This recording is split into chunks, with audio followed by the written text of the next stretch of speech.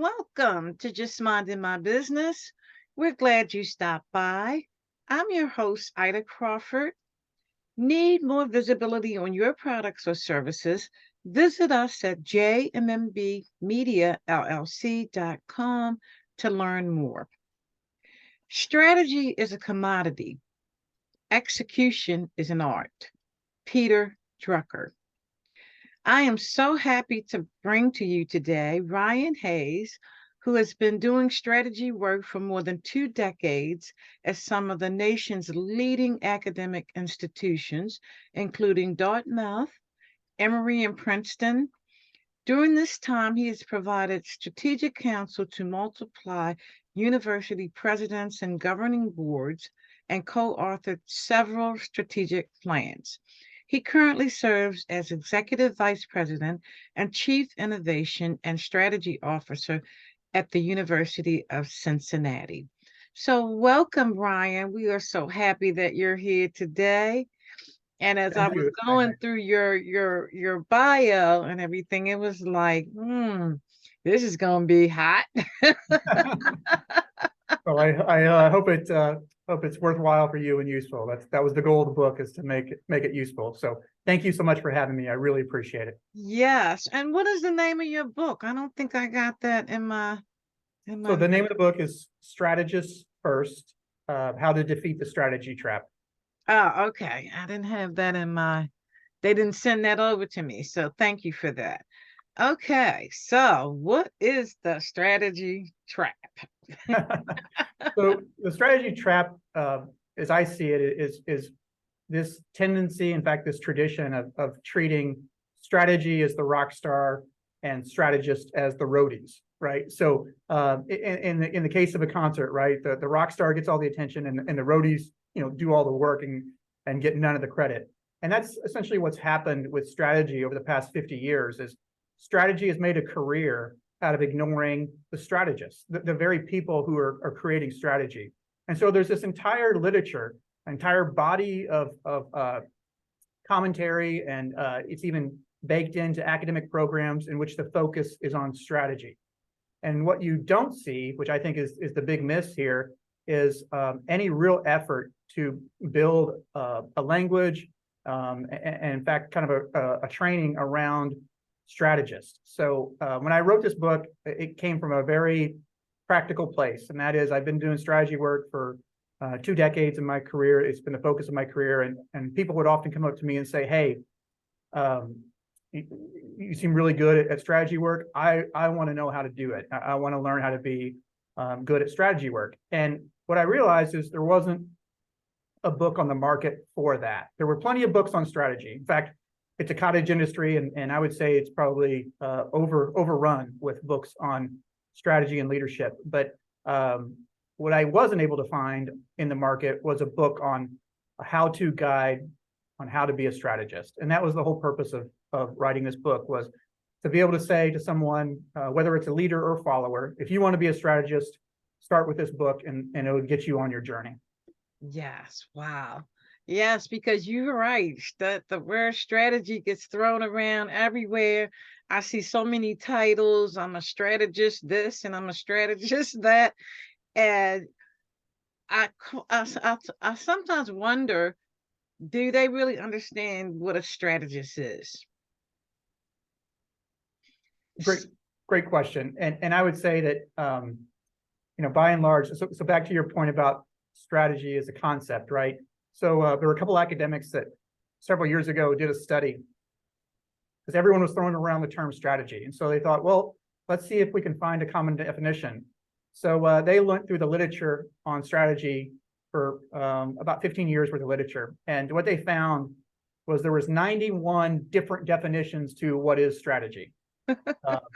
And granted, that study is now, over a decade old. And so you can imagine in that time, there's probably been another, 90 some definitions of strategy. And so we think of, strategy thinkers and writers like Peter Drucker, who you referenced earlier.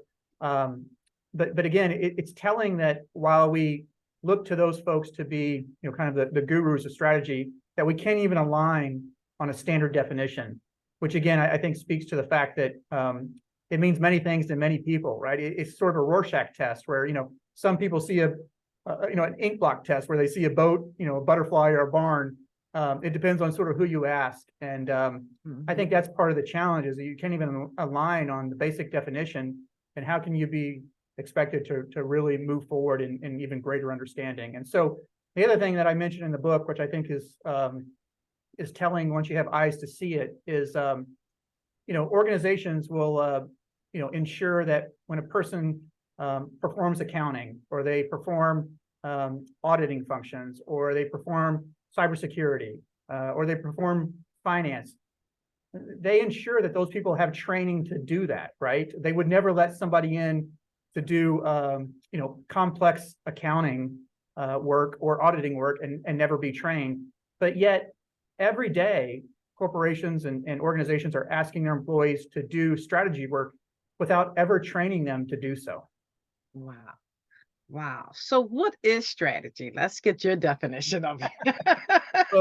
So there are 91 at least out there, and not more. So I would say my definition is unique to me. I would say that folks would need to sort of craft their own, but for me, it's every definition of strategy has to start with strategy first, which means put the person first in terms of who's doing the strategy, and then all strategy flows from there. So I would say that strategy is the work of the strategist, right? It has to be focused on the who of the efforts and not the what, right? When you talk about a plan, it's a what. When you talk about a strategist, you talk about a who. And the old saying I'm sure you're familiar with is players win championships and playbooks don't, right? So you got to start with the people first, and that's my definition of strategy. Is it's a strategist first endeavor. Yes. Yes. So one of the questions I have for you, are strategists born or are they made? Let me just ask that question. So great question, Ida. Phenomenal question, and it's one that I get pretty often. And I would say you can certainly be born one, and that's great. But the vast majority, the rest of us, were made, right? That we did this over trial and error over many years, if not decades. And what I was trying to do with this book is to create a little bit of a hack, right? Like, how could you get there a little bit faster, a little bit, less bumps and bruises along the way in terms of, having the stars to show of hard lessons learned. That was the purpose of this book, is to create sort of that how-to guide. So I would say, at my core, I believe that strategists, are more fashioned than found, right? They're more made. And it doesn't preclude someone being born with this skill set, but I think it's more important that even if you're born with some innate skills, that you really commit to perfecting those. And so that's what the book does. It's got a formula that I sort of, just for memory's sake, I go through sort of the 5 habits of a strategist, the 4 skills, the 3 questions, the 2 fixes, the 1 mission, and the 0 doubt. So I kind of do a countdown of what are the attributes of a strategist. Yes, yes. And now that you mentioned that, what are they? Just give us a few of them. Sure. Yeah. So in my experience, and I'll stick to the habits. In my experience, strategists have 5 habits that they're really good at. The first is leading time. So, right, we talk a lot about time management, but strategists actually talk about time leadership, which means they lead time. They don't manage it, right? So every decision is based on what's the highest and best use of my time. Because if there's one thing that we know about strategists, is they need time to think, right? They need time to get away from the noise of our day-to-day sort of organizational lives and really do deep think. And so deep think can't happen in shallow surroundings, right? And so that's why out of the gate, if you want a great litmus test to determine if someone's a strategist, look how they're using their time, right? If they're leading time, they're more likely than not to be a good strategist. So that's the first habit. The second habit is they have the ability to impose clarity. They can take really complex and chaotic conversations and they can really simplify for everyone involved. I consider these to be sort of the main things to focus on. So they've got the ability to really impose clarity on complexity and chaos. So that's the second habit. The third habit is they really have the ability to push upstream and get to sort of sources of problems and not symptoms. And that's a key critical distinction with a strategist. I would say the fourth habit is thinking in questions. If you listen to a strategist, they don't offer many answers. In fact, they do the opposite. They talk mostly in questions to try to get a better sense of what's needed. And then when they do speak in answers, it's usually a pretty thoughtful, choiceful decision. But if you had to break down their questions to answers, I'd say they're probably 80% of the time they're asking questions, and about 20% of the time they're talking in answers.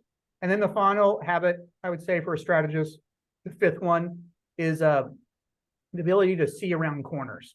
And so that means the ability to forecast, have a theory of things to come, that they have the ability to really say, hey, I think the world is moving in this direction. And because of that, I think over the next 12, 15, 24 months or longer, you're going to see these trends prevail. And if there's anything that's obvious about a strategist, is they're future focused. They listen to the future, and they not only try to react to it, they try to shape it. I think that's a big distinction amongst strategists versus non-strategists. Non-strategists, they just kind of react to the world, right? They just try to put out fires and do those drills. A strategist knows that they're losing if they're reacting, right? So they try to anticipate, get out in front of issues, and hopefully address it, again, kind of at the source as opposed to the symptom. Absolutely. So where can people get the book? So great question. Yeah, you can get it at Amazon, Barnes & Noble, Target, those various providers. It just came out, so we're definitely trying to promote it as much as we can. But hopefully, people have already written in and given me feedback on, finding it to be more practical and useful. I'm an academic by training, but I really try to make this accessible to a much broader audience. So it's really designed to be applicable both for followers as well as leaders, because at the end of the day, my core thesis is that if strategy is just happening in the C-suite, it's destined to fail, right? Because what we've seen over and over and over is, it gets created in the C-suite, and they're supposed to be doing the kind of the real heady, deep work, and then the idea is that they pass it off to the rest of the organization to quote unquote, implement it. And I consider that to be one of the fastest ways to fail, because what happens is the C-suite thinks it's a great idea. They think it's the gospel and the best thing happening. It actually transitions to the rest of the organization, and then it just falls flat more oftentimes than not. And that's because the rest of the organization is renting it and they're not owning it. And so if you really want your organization to own strategy, not rent it, but own it, they have to have their fingers on it, right? They have to help create it. And so that happens when you have strategists at all levels of the organization. It can't just be a country club sport, in which just a few people are involved, right? It's got to get folks off the sidelines. It's got to be a team sport for the entire organization. Yes, and I have to agree with you, because I've worked in corporate America long enough to know you've got all of these people in the boardroom planning out all of this stuff, and then here they give it to us and we have to implement it, and we were like, oh my God, what were they thinking? Totally. And because of that, it can be one of the most exclusive, if you think about how strategy is often made, it's made in C-suites, and we know C-suites are disproportionately white and male and older. And so what does that tell us? It's the product of that thinking then gets passed on to the organization, and then oftentimes the organization looks much different than that, and thinks much different than that, and acts much different than that. So if you really want to, make good on, organizational promises to inclusion, it's best to have an inclusive approach to strategy work. And that can only happen if you're doing, if you're training strategists at every level of your organization. Because if it's just, the elite few that are making it, you can't expect the rest of the organization to really lean into it and make it work, right? So I talk about moving from the elite few to the empowered many, right? To make it, to filter it all the way through the organization. And what we, when we think about organizations that thrive, they're ones in which everybody in the organization understands what the strategy is, because they've had their hands in helping to make it. And it makes a difference, because you feel like you are a part of the solution, so to speak. When you actually have been given the opportunity to pose your views. And, and what I always see is, a lot of times we can't all think of everything. Yeah. You need different perspectives, Great period. point. Yeah, great point. And you can't get that wisdom of the crowd if you're only doing it with, 4 people behind closed doors, right? So what I talk about is the need to secularize strategy, right? So it's a term that comes from more of a religious domain, and the idea is it can't be these high priests that are sitting in a room and the smoke goes up in the chimney like picking a pope, and the rest of the organization has to wait until they do their work, and then only then can they engage. Again, it's just every reason for the rest of the organization just not to want to. I mean, trust me, they'll pay lip service. They'll say that that the ideas are great, but when it comes to actually owning it and executing on it, you're asking them to do a lot because they don't feel engaged or involved. So the suggestion here is that if you can get them thinking like a strategist, they'll feel a sense of ownership because it's part of what they do every single day. So it's a great point, Ida, that if the rest of the organization isn't bought in, there's little chance of it being successful. Absolutely. And it's going to be a lot of resistance going on as well. I mean, I get it, Ryan. I get it. So I've been in plenty of planning. It's only one management that I was involved with where we actually did strategy implementation and the whole team was involved. Yeah. And I out of my 40 something years of working, one company. Okay. Yeah. And so as you point out, I mean, it's the exception, not the rule, right? And so Yes. there's actually this great strategy professor. He's retired now, but his name's Roger Martin, and he's got the best, in my view, the best explanation of strategy and execution. He said that both strategy and execution require choices, right? You have to choose. I've got a decision to make. Am I going to do X or am I going to do Y? He said our mistake is that we think that the choices only happen when you're building strategy, and the execution just kind of, the idea is that organizations should just, have the sort of the workers to just shut up and execute. His point is that you actually make choices in both realms. And so strategies actually in both cases, both in the strategy making, but also in the execution. So if they're both, driven by choices, the distinction actually doesn't really matter if you're doing strategy building or strategy execution.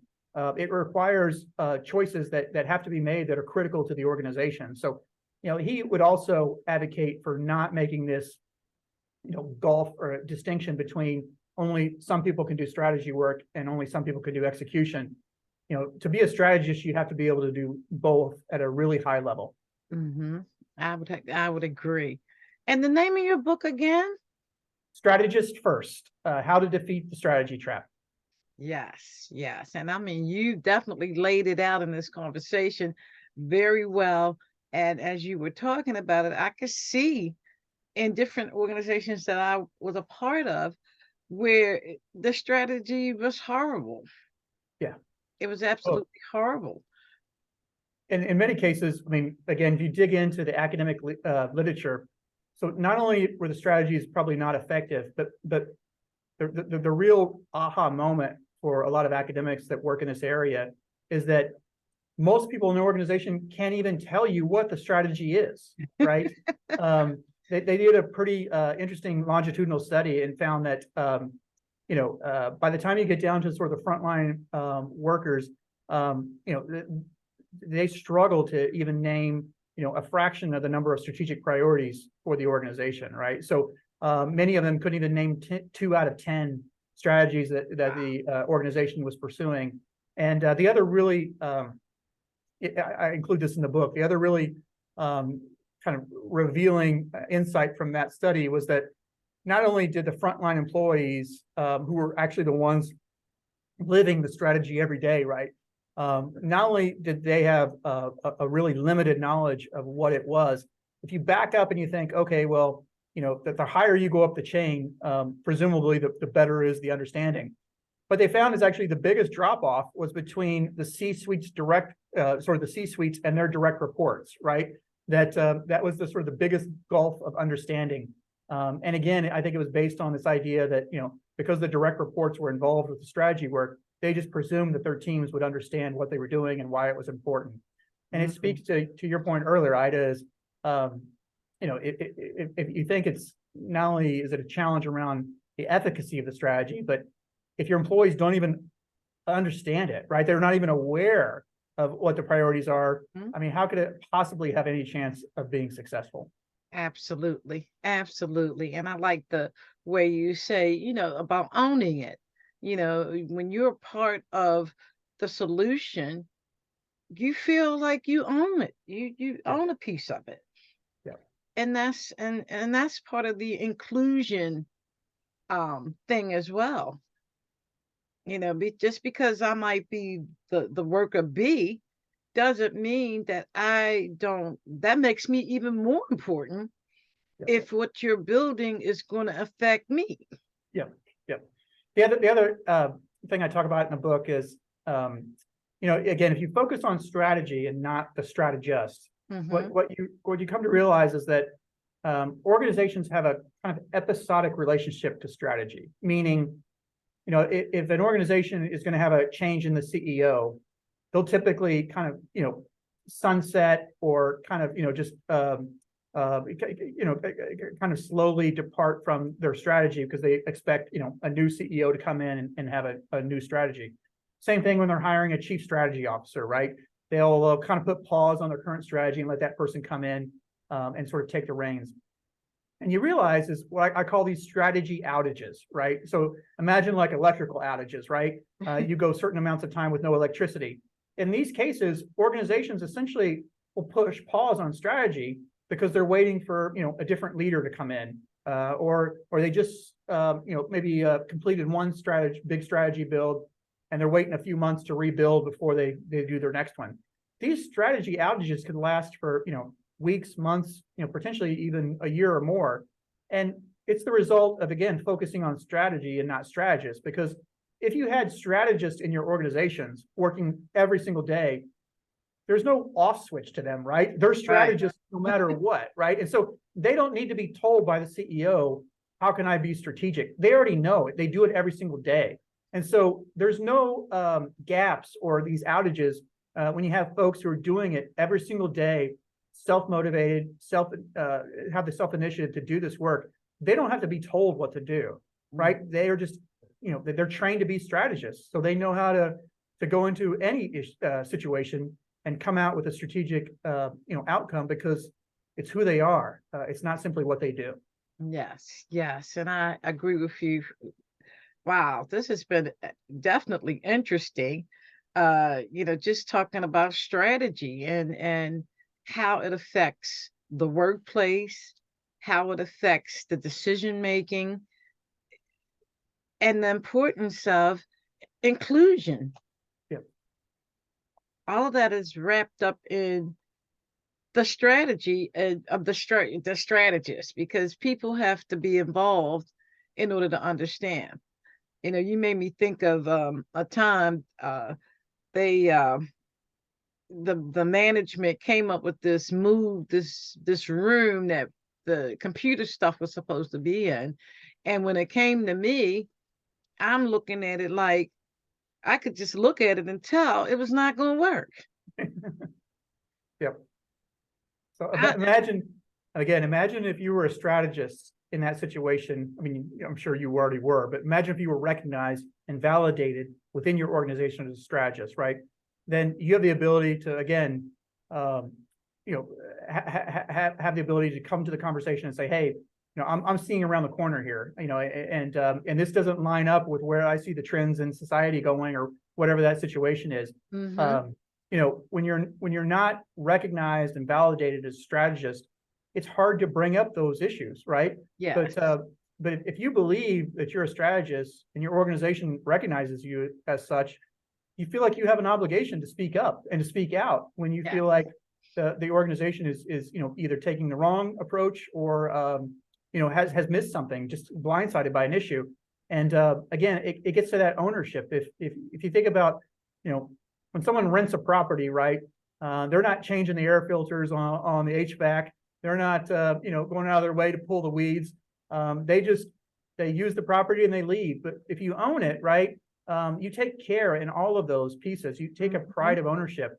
So think about that. Like, when it comes to strategy, if you were an owner as opposed to a renter, your ability to really dig in and kind of get to the right place, your commitment level is going to be much higher. So again, throughout the book, I keep talking about the need for organizations to start with strategists first, right?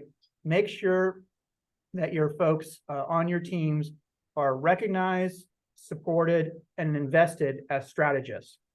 Only then can you really do great strategy work, because they'll be equipped to do it, right?